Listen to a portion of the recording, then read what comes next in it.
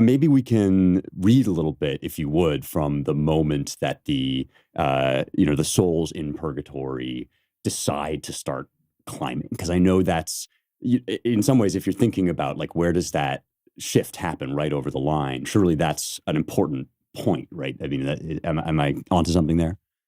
Absolutely. Yes. So I think that, the end definitely always makes me cry as well. But another part that is guaranteed waterworks for me is there's this section in the beginning of Purgatory that's called Antipurgatory, Ante. We're in the waiting room before we go in.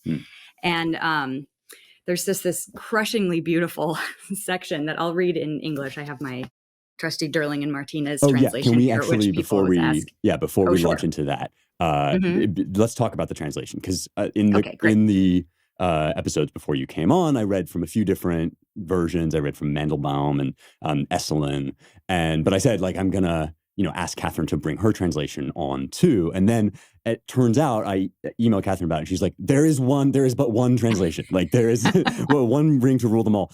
So tell us about this like volume and why it's good for English speakers. Why I love it so much. Yeah.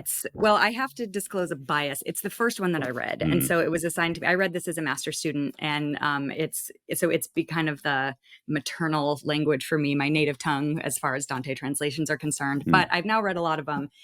It comes down to clarity of translation, where they're not trying to recreate poetry, which is so well intended by translators and should be attempted to give people a sense of the musicality if they don't know the original language.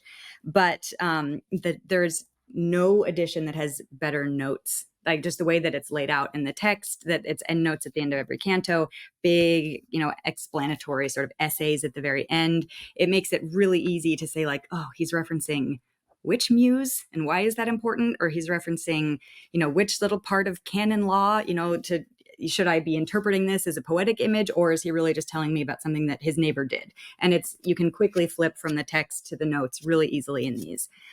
They do, to give you a visual of what we're dealing with, they are huge. So these three, this is the poem.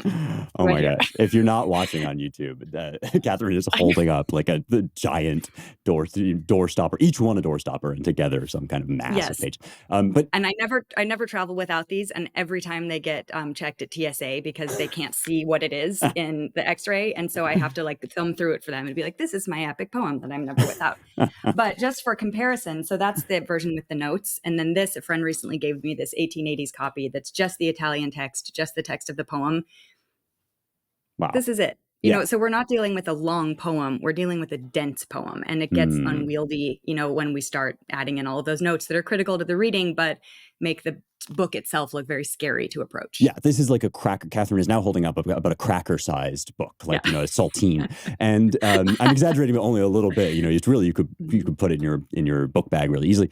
And I think this is actually a super important point, because since the very beginning of this show, people have said, I feel a certain attraction to the great books, but I don't have an MA from Yale. I don't have this long history of engagement and teaching, and I feel like they're not for me. I feel like they're kind of forbidding.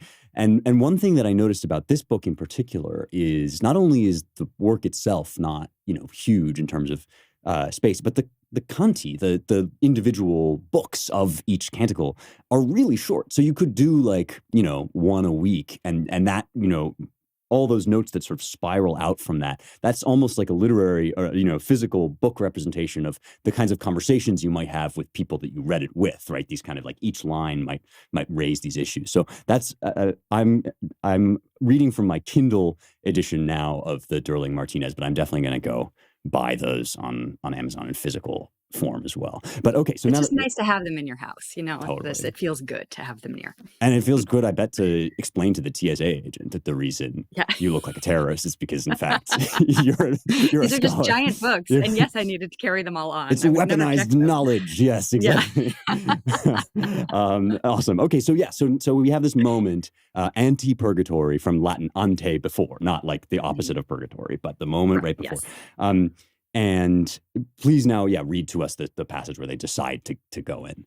Yeah, so you've had people hanging out here that are definitely saved, but there's one that like squeaked out a little tear right before he died, and that was enough. One called out to Mm. Mary. One had a grandmother who prayed for him. These are just barely making it over the line. Mm. So these people are not oriented toward the good in any sense. They just made it in on a technicality. Mm. And so they have to wait there. And in Antipurgatory, they watch a play that is put on by a group of angels that enacts the Eden story. So, or just like tells them Bible stories. And this is kind of a medieval thing, the medieval morality plays. There's angels who are acting out Bible stories, essentially, to try to teach these people how they should be understanding the universe, what truth is, what the good is, what evil is. Mm-hmm.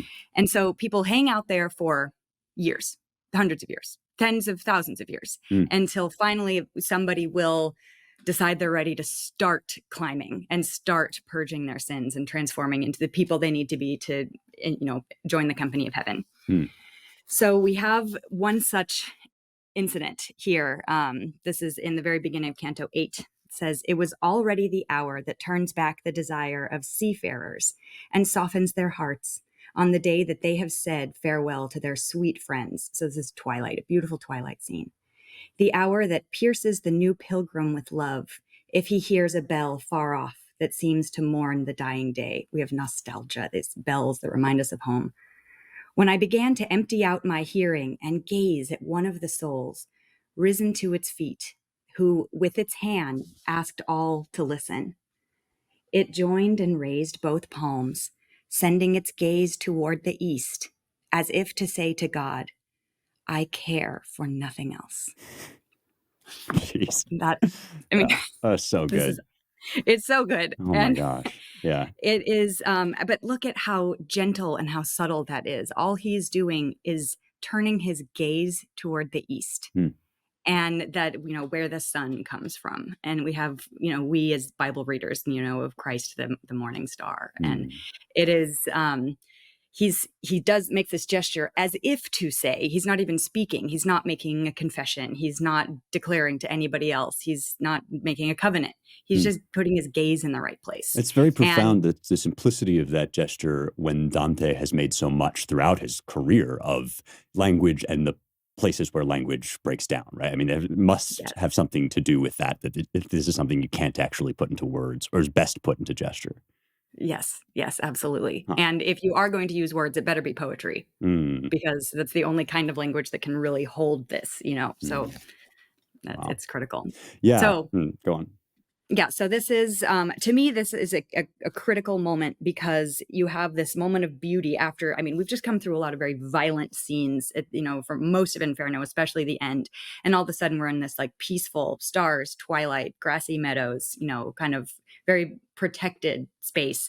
And it's in that peaceful environment that somebody makes this turn, and then just gazing beyond themselves to elsewhere is, how we start doing the work we need to do to get to heaven.